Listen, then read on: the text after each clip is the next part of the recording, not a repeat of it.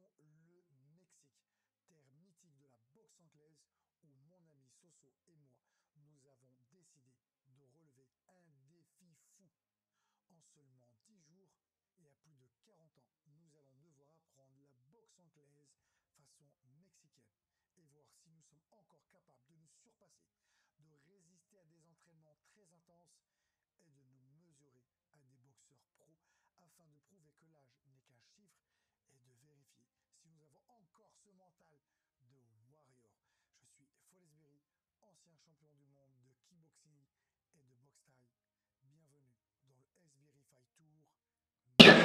Magnifique.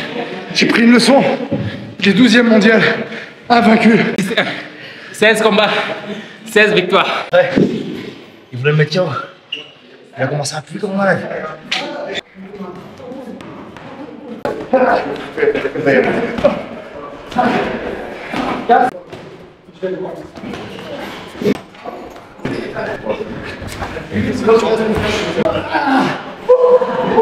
Les jours touchent à sa fin. On a une journée aujourd'hui qui va être la plus tendue qu'on ait jamais fait. Le sparring. Donc on va clôturer notre séance dans la plus grosse salle. Ensuite, on va aller voir la pyramide du soleil. Soso, il est pas du matin. Il faut 8 heures de sommeil. Il s'est couché que 6 heures, donc il est déjà éclaté. Il me dit, ah, ça commence mal. Je sais pas, je la sens pas le truc. Bon, allez, vas-y, let's go. Nous voilà arrivés à la salle. La tension monte d'un cran. Donc là, j'observe un petit peu le niveau, le style des boxeurs pros avant le sparring final. En guise d'échauffement, on a demandé s'ils pouvaient nous faire un cours privé et nous apprendre à utiliser quoi. Perso, ça fait 30 ans que je fais de la boxe et je n'ai jamais su utiliser. C'est très technique et pourtant il y a un grand bienfait. Ça permet de travailler la fluidité, la technicité, ça permet de travailler la synchronisation. Bref, il y a tellement d'avantages. Qu'est-ce que c'est dur. Qu'est-ce que je ferais pas sans un pote Soso? Heureusement qu'il parle espagnol, donc là il me traduit et il m'explique maintenant comment utiliser la porte. Et malgré ça, c'est super difficile. Ça travaille les épaules, il faut vraiment être très synchro. En fait, tu vas trop fort, il part trop vite. Ça demande beaucoup de concentration, beaucoup d'efforts. Et c'est horrible, c'est très frustrant. Et du coup, comment ça se passe? Combien de rounds on a fait ici? Combien de rounds? Des rounds, de quoi? Ils font 7 rounds sur le sac, 4 rounds. Ah non, ça varie en fait. Moi par exemple, j'ai boxé il y a peut-être 6 semaines. Alors, mon retour, je ne vais pas revenir en faisant du sac par exemple, ou plusieurs. Non. Alors, qu'est-ce qui se passe? Généralement, le Nacho, il dit non, tu t'échauffes, tu fais peut-être 3 ou 4 rounds de château. Et ils appellent ça P. C'est le test sans. Voilà, peut-être 3 ou 4 et c'est tout. Alors, à partir de ça, et quand tu commences à faire le contact avec le sac, tu commences à 2 4. Quand tu commences à entrer dans le travail, tu commences à 4, 6 rounds à 8. Ouais, voilà. Après 4, après 6. Minimum 4, oui. Par exemple, aujourd'hui, par exemple, je ferai 4 rounds. Plus 4 de shadow, 4 de sac et 4 de. C'est fini. C'est tout, c'est fini. Donc, au restaurant, ça augmente. D'accord. Le maximum, c'est combien? Le maximum, c'est 8-10. 8-10. Oui, 8 rounds de sac. Le sac, plus sac. Dans le sac, naturellement, dans le sac, j'ai vu, il travaille avec 14 à 16 rounds. Total. Donc, shadow, 14, 16. 3 ans que je vis. D'accord. Voilà, du coup, j'ai 16 victoires. Ah oui, je suis au mondial. Je suis passé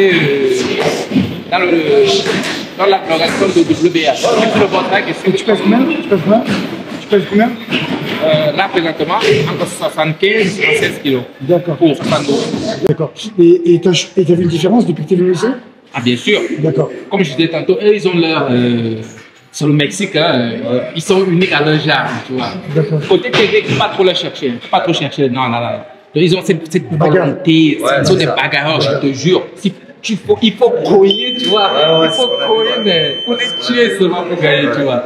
Alors, c'est ce côté-là de guerrier, en fait, tu vois. Ils sont aguerris. Voilà, ça, ce côté, j'aimerais avoir.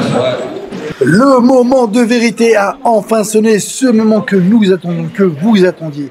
Voir si notre préparation est efficace, mais surtout, quel est notre niveau en boxe anglaise face à des boxeurs mexicains.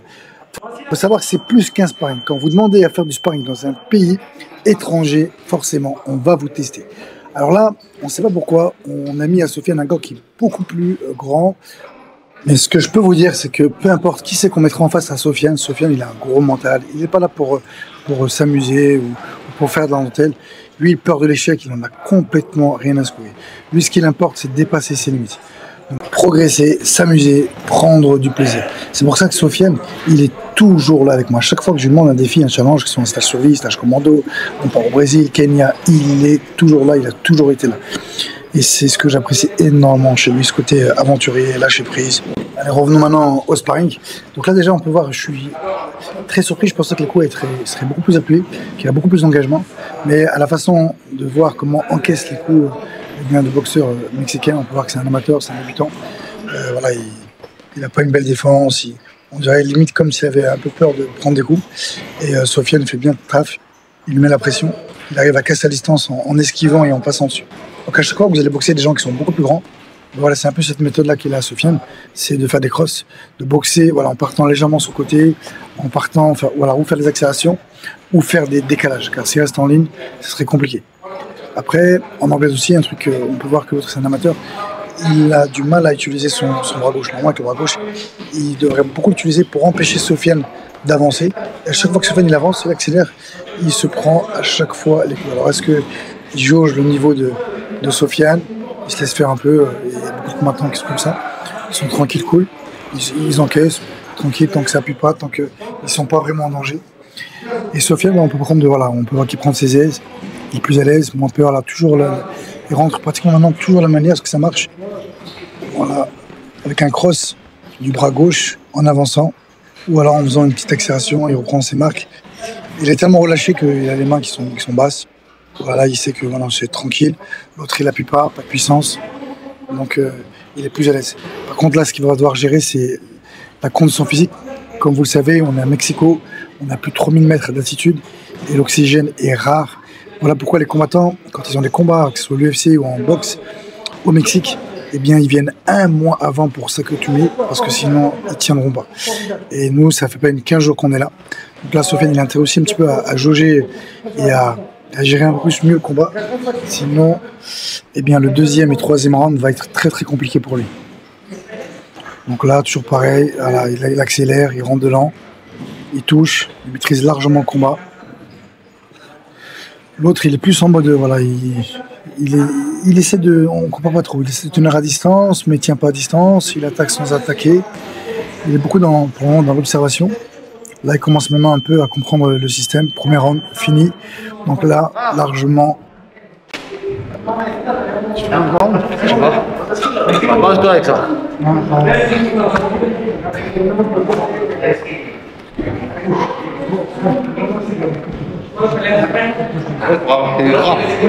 C'est bien que tu rentres sur lui, le corps visage, après t'es trop pressionné. Et après quand tu sors, t'es décalé. Deuxième round, alors là on va voir si maintenant le Mexicain va changer de stratégie, s'il va mettre plus de puissance, plus d'impact, plus d'agressivité. Déjà on peut voir qu'il se déplace beaucoup mieux que l'aveur, il gère mieux sa distance. Voilà. Et Sofiane maintenant lui, comme le premier round il a quand même donné beaucoup d'énergie, il essaie de plus temporiser, plus se gérer.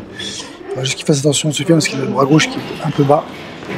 Et là, comme tu peux voir, le Mexicain, il tourne. Donc, est-ce qu'il cherche le contre? Est-ce qu'il cherche à mettre plus de puissance?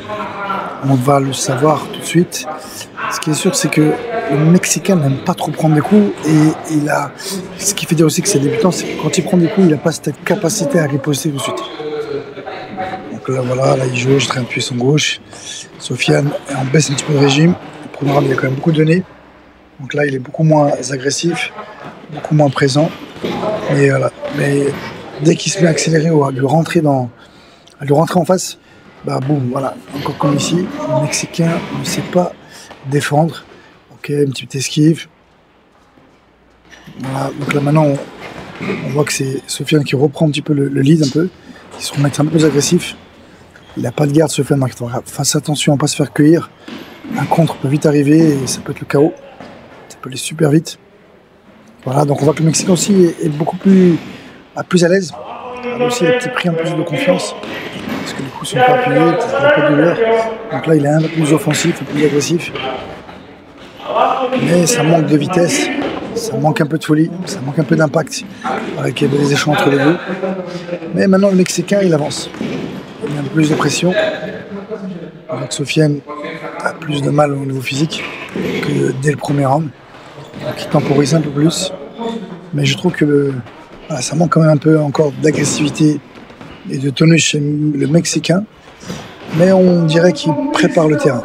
Voilà, il avance, il est offensif, il prépare avec la gauche, il prépare la gauche. Ouais, joli, bel crochet de la part de Sofiane. Ok, ça y est. Ah, ça y est, le Mexicain. Ouh, bel contre, belle riposte de Sofiane. Mais là, on voit que le Mexicain, maintenant, ça y est, là, il essaie de mettre plus d'impact, plus de coups, d'étouffer Sofiane.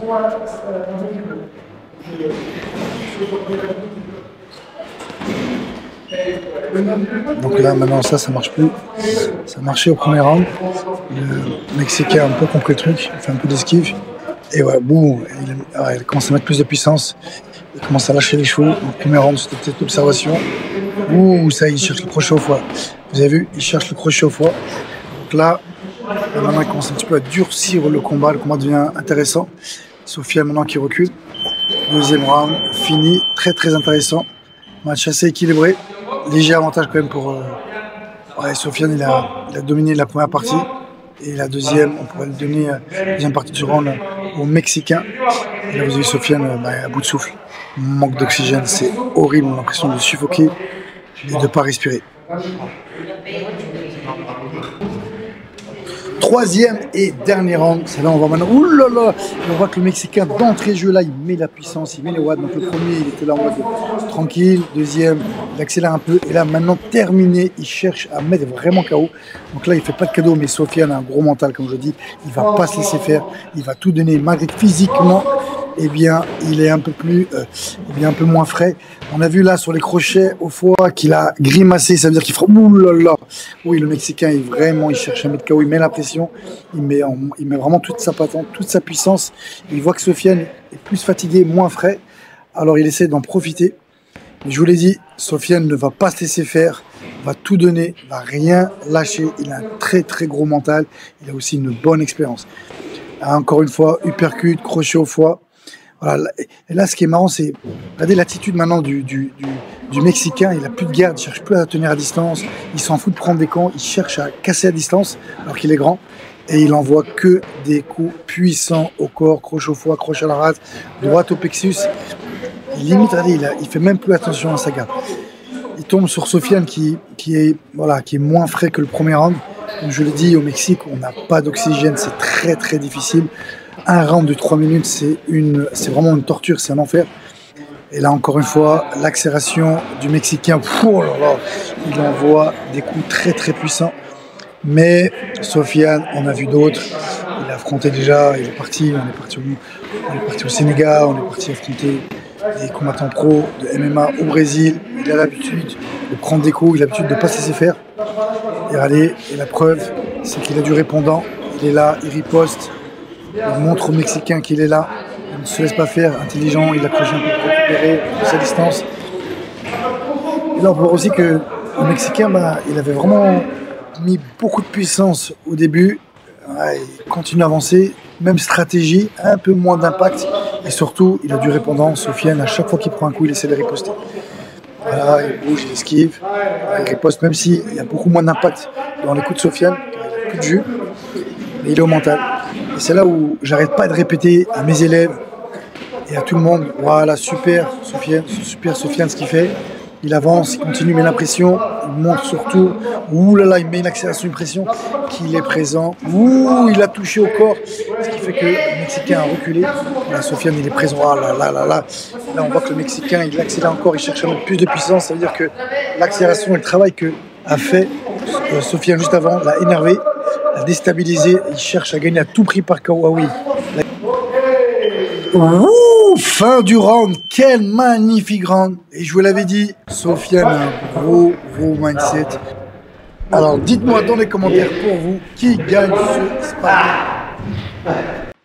En plus, il a fait le premier tranquille.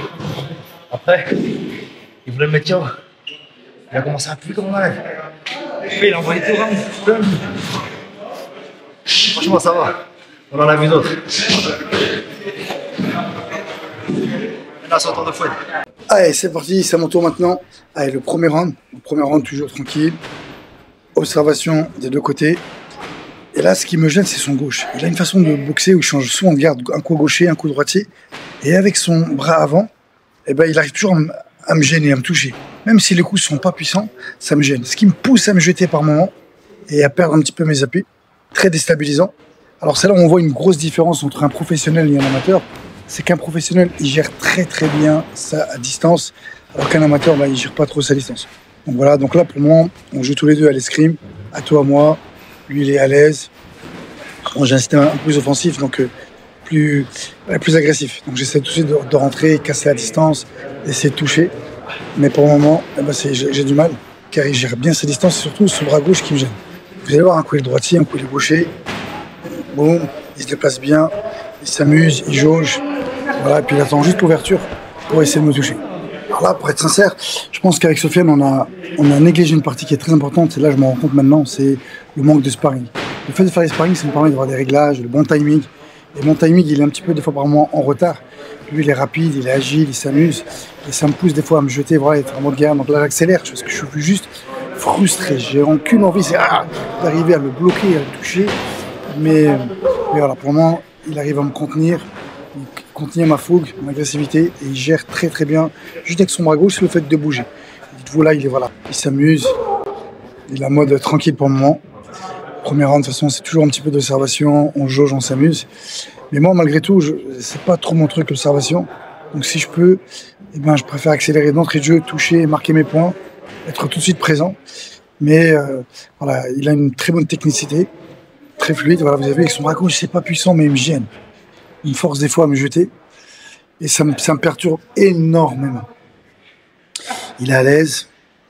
Alors heureusement, on a aussi un bon jeu de jambes, on arrive aussi bien à gérer sa distance, ce qui fait que voilà, j'arrive à bien déposer, je rentre, je sors, mais j'ai qu'une envie là, je vous assure que je suis très très frustré, j'ai vraiment envie de mettre un peu de puissance, d'accélérer, d'arriver à le toucher, vraiment sincèrement, mais pour le moment j'arrive pas. Donc là, Mike Tyson, on accroche les bras, on mord, ça le fait rire, il est fou celui-là, et on repart. Voilà, boum, là j'arrive à une petite accélération, j'arrive à le toucher, c'est dommage, j'aurais dû continuer, je pensais pas que je l'avais touché autant.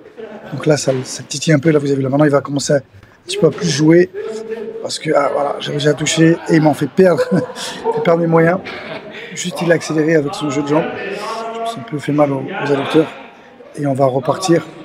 Donc là vous avez vu, là, il essaie d'accélérer plus maintenant, il arrête de jouer, il arrête de jauger, et là, fin du premier round.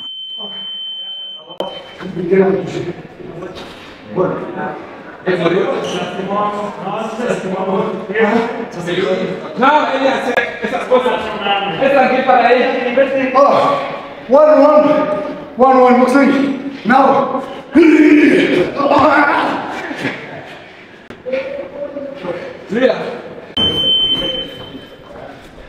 Allez, c'est parti pour le deuxième round. Alors, est-ce que dans le deuxième round, il va accélérer, mettre plus de rythme, mettre plus de puissance? En tout cas, on voit qu'il change complètement de stratégie. Là, il est beaucoup en mode déplacement. Il s'amuse, jeu de jambes, un peu façon Mohamed Ali, où il bouge le tronc ou les déplacements. Donc là, il ne veut plus du tout que je touche. Et il décide vraiment de changer de stratégie. Et donc là, ça me pousse moi ou à cadrer ou alors à devoir accélérer. Mais il bouge très très bien. Et comme je vous l'ai dit, manque de sparring. J'ai pas mes réglages. J'arrive pas à le toucher. Je me jette. Je me sens lourd, lent. C'est vraiment pas top. Heureusement, on gère aussi bien sa distance. Mais c'est pas encore ça.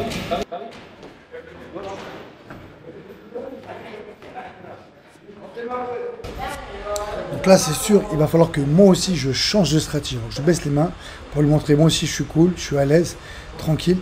Et là, il va falloir que j'accélère, il va falloir que je trouve la faille. Et une fois que j'ai trouvé, il faudra que je l'exploite. Donc, c'est pas évident. Donc, je vais essayer de tenter plein de choses complètement différentes. Et voilà, et là, il repart comme tout à l'heure avec le bras gauche, il lui gêne. Dès que j'avance, il essaie de me contrer. Voilà, je fais une petite accélération qui a percé, qui touche. Donc, dès que j'accélère un peu le mode cobra, j'arrive à le toucher. Mais voilà, dès qu'il se met à redanser, ça devient très compliqué, très frustrant pour moi. Là, je suis obligé d'accélérer, de me jeter un petit peu. Là, je l'accroche, j'ai les plans qui partent pour essayer encore plus de le cogner. C'est pas évident. Allez, on repart. Mais en tout cas, il faudra que je trouve une autre façon. Et là, je change complètement ma stratégie et je vais tenter. Donc, c'est un peu comme en boxe taille. Mettre les mains là où il n'est pas habitué, je me dis. Et tester un peu cette façon pour le déstabiliser. Oui, et en tout cas, pour le moment, ça marche. Oui, super. Ça le déstabilise complètement. Et c'est ce qui me permet de le toucher. Alors, est-ce que ça marche encore longtemps? Alors, on met les mains là. Oui, il va s'adapter. Il a trouvé un petit peu la faille là. Génial, donc là j'ai trouvé une petite faille, une petite façon de faire, c'est d'accélérer, lui foncer dessus, d'enchaîner plein de coups, donc rester calme et d'un coup avancer. Voilà, j'arrive bien à toucher, on arrive à jouer égal. Donc là c'est un vrai régal, c'est un petit peu, je libère les chevaux moi aussi, ça me permet d'être moins frustré. Là c'est dommage, j'ai pas compris pourquoi je suis revenu en arrière. Et voilà, dès que j'accélère un peu, j'arrive à le toucher. Mais c'est un professionnel, grosse expérience, 16 combats, 16 victoires, le gars il est invaincu. Et donc il va forcément s'adapter, et chose qui fait ouh. Et voilà, donc là, il change de stratégie, il met plein de petits coins d'avançant lui aussi, beaucoup d'esquives. Là, il se fout de ma gueule, je vais tout droit, et là je suis complètement frustré, ma stratégie marchait. Et là, elle est remise à zéro, donc il faut que je trouve une autre façon de boxer pour le déstabiliser. En tout cas, à ce moment-là, je vous assure que je me dis waouh, c'est vraiment pas évident. Très frustrant, malgré tout. J'ai réussi quand même à le toucher et à faire des petites accélérations sur ce deuxième round, mais dans ma tête, ça va pas. Je me dis merde, qu'est-ce qui se passe? Comment ça se fait que j'arrive pas à être plus efficace que ça? C'est trop long. Je suis mort. Je suis mort. C'est la première fois de ma vie. J'ai l'impression de bosser avec un fantôme. C'est très frustrant, j'ai envie de frapper. J'ai envie de pas de le finir, c'est gentil. C'est cool. Mais j'ai envie de le toucher, j'arrive pas. Trop rapide. À distance. Ouais, mais c'est distance, c'est trop long. Pas ça. Ça, c'est distance, c'est trop long. En fait, son corps il est loin, sa tête elle est plus loin. En fait, ouais, c'est ça.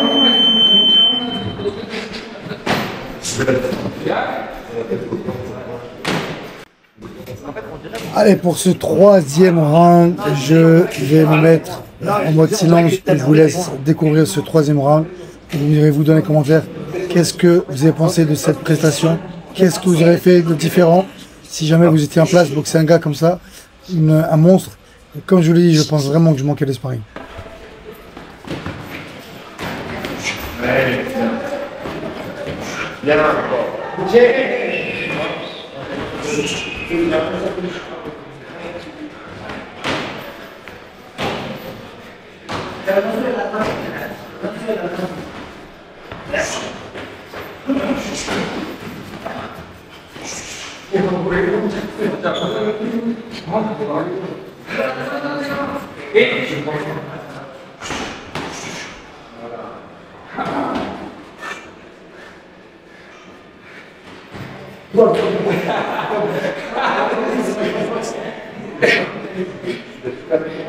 Canal de piña, por favor.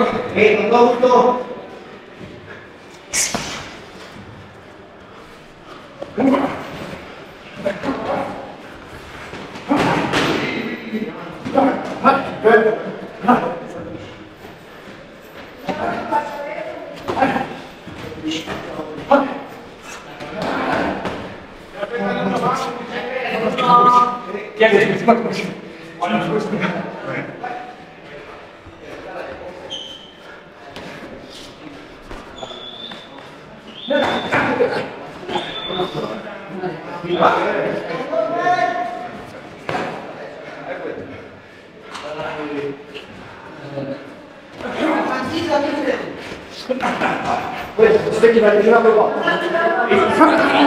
C'est vers le bas.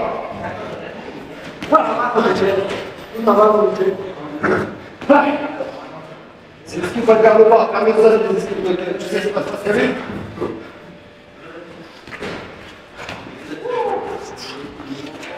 Allez, 30 secondes. Hop là. 30 secondes.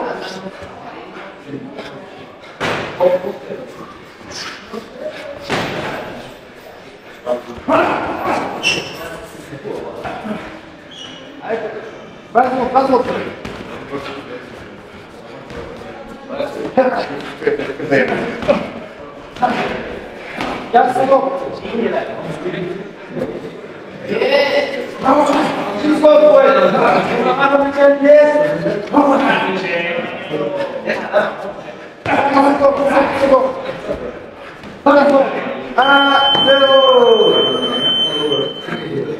Merci. Merci. Plus de jouer. On se fatigue aussi. Comment? Tu m'en donnes un? Non, c'est juste pour voir ta distance. Moi, j'ai pas le temps. Ok. Ah, les gars, magnifique. Magnifique. J'ai pris une leçon. J'ai 12e mondial, invaincu. On va faire une interview avec lui. En moins de combien tu fais ça? Fais-toi. Combien t'as? 16 combats, 16 victoires. 16 combats, 16 victoires, 16-0. Il est d'origine brésilienne, camerounaise. Il est venu, ça fait 3 ans ici. Au Mexique, Au Mexique pour travailler. Ouais. Il pose une référence. 16. Qu'est-ce que tu peux dire sur mon style? Bon, À distance, c'est pas bon. offensif, tu es offensif, moins défensif. Tu es plus offensif que défensif. Tu vois? Alors maintenant, il faut travailler la distance et la movimentation. Les jeux de jambes, la tête qui accompagne. Les gens ne me suivent pas. Non. Les gens me suivent. Voilà, c'est comme Pas d'oxygène. un mauvais danseur, on va dire. Non, il faut entrer dans le rythme de la danse. C'est ça qui me manque en fait. Et ça, dans l'ensemble, ça va, c'est bien. La distance. Tu es offensif. La distance, c'était. J'arrive pas à gérer la distance, mes jambes sont lourdes. Et c'est trop rapide. C'est qu'ils viennent de. Ils venaient de partout. J'ai pris une bonne téléha, comme on dit, mais avec le sourire, avec le plaisir. Avec, voilà, j'ai pas voulu tourner avec d'autres. Ils voulaient me mettre avec mes gars, j'ai dit non. Je veux le meilleur. Je veux le meilleur, parce que je pourrais me branler. Mais au moins, je sais pourquoi je suis venu, j'ai essayé de voir mon niveau. Et d'ailleurs, n'oubliez pas, j'ai 44 ans et on est encore là. Et ça ne se voit pas, hein. Félicitations. 44 ans. Et donc j'ai dit pour moi c'était de me montrer, voir si j'avais le mental, physique, Non, c'était de ces entraînements durs et de me mesurer au meilleur. Mais il y a encore du boulot. En anglais, il y a vraiment encore beaucoup de travail. Mais c'est génial parce que maintenant, j'ai une grande piste d'amélioration. Et franchement, je suis heureux. Malgré que j'ai pris, malgré que je me suis fait fumer, franchement, c'était une très belle leçon pour moi. Et voilà. Et ça aussi, pour progresser dans la vie, il ne faut pas avoir peur de se mettre en danger. Tu vois, voilà. Genre, j'ai une réputation, j'ai des champions du monde. Tout ça, c'est de la flûte. Si on veut progresser, on se met avec les meilleurs, dans des disciplines qui n'est pas les nôtres. Et c'est comme ça qu'on va évoluer. Pas avoir peur de l'échec. Le problème de la jambe qui n'entre pas l'échec, il n'évolue pas, il n'avance pas. Il n'y a que vraiment dans le dépassement de soi, là j'ai mis une limite. Et mon objectif, c'est de m'entraîner plus dur. Et franchement, pourquoi pas revenir au Mexique juste pour faire un sparring avec lui et lui montrer la différence. En tout cas, il y a un fossé dans le système de boxe. Le jeu, c'est pas du tout pareil. Trop rapide, trop loin. Plus là que l'attitude, on n'a pas de cardio. Les jambes sont lourdes. Mais voilà, j'étais mort au deuxième. Et après, je me fais commentaire. Mais je suis heureux. Wouh! Allez les gars, le mec il arrive, il me dit, et je le voyais respirer, qu'est-ce que c'est là? Il se dit, mais tu t'attendais pas voir là? Non, je n'attendais pas de voir là. Romain Zagim, c'est la salle de Juan Marquez. C'est une référence. Julio César Chavez senior, un boxéa, c'est une référence. Vraiment, c'est beau. Et c'est une belle opposition en face de lui. Il a mis la pression, il a mis des faux rythmes, du vice, etc. Et c'est compliqué, il avait un mec qui tournait sur ses jambes, très rapide, très vif de jambes. Très rapide. Compliqué. Et pas la caisse dans les jambes, pas la caisse dans le compliqué, mais c'est beau, intéressant. Ah, non, c'est clair. Merci, on est venu. Aïe.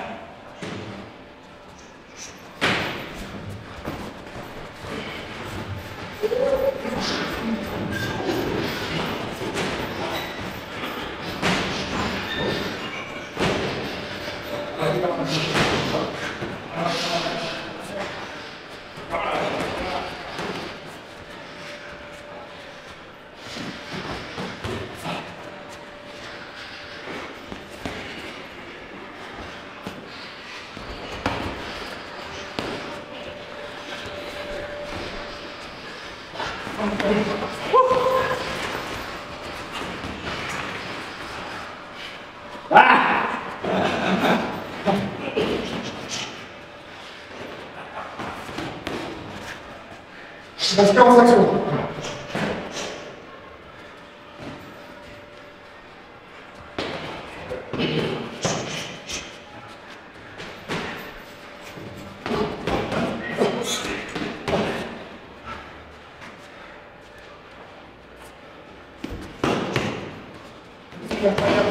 Regarde, 20 secondes.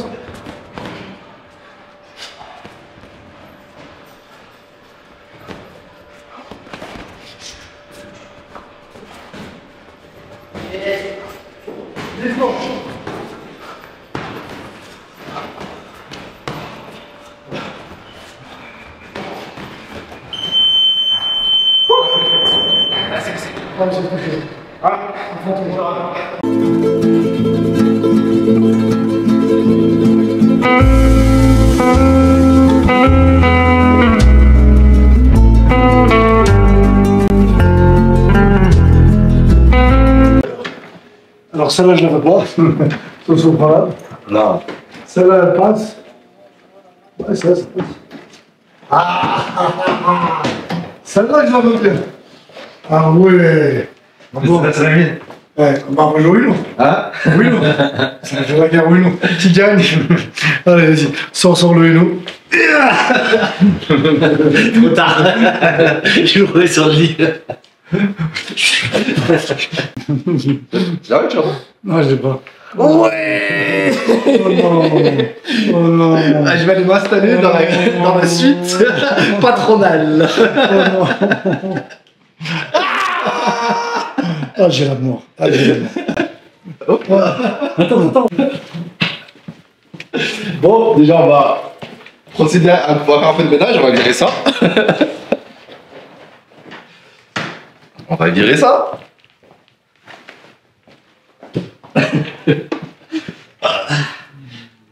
On va virer ça. Ah là, on sent la maison. Grand lit. Magnifique. Ça fait ici, je vais être bien. Et ma douche personnelle. Ah ouais. Il doit être au bout. Il va mal dormir cette nuit.